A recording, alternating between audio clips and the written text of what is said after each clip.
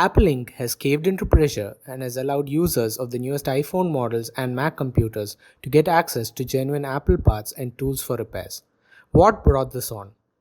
There is a growing movement in the US called the right to repair that looks to giving consumers the choice of getting the electronic goods repaired at an authorized service point or by third-party personnel. So, what is this right? The right to repair gives you the choice to repair your electronic products in an authorized dealership or third-party technicians. The goal is to ensure access to information, resources, and parts for both users and technicians.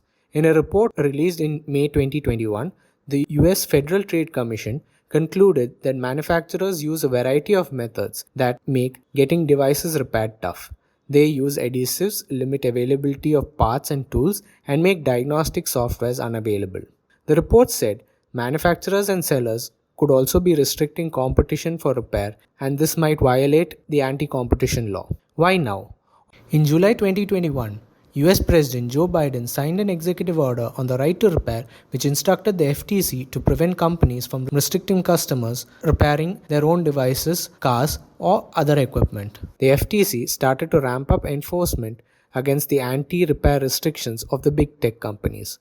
32 US states are joining in and are looking to pass legislative bills on the matter.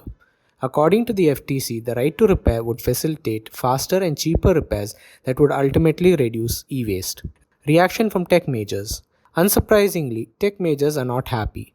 TechNet, a trade group representing large tech firms, said allowing unvetted parties to access sensitive information, tools, and components would jeopardize the safety of consumers' devices and put consumers at the risk of fraud. It is not gaining momentum in the US alone. From July 1st this year, UK's right to repair law requires appliance manufacturers to provide consumers access to spare parts and make complicated parts available in professional repair shops. But this law excludes the repair of smartphones and laptops. In September, EU considered a legislative proposal for a common charger standard for mobile phones, tablets, and headphones. How does this affect you? You wouldn't have to buy a new phone if your current phone is damaged. Also, you can be sure that the replacement parts are genuine and that the whole process could be hassle-free and easy on the wallet too.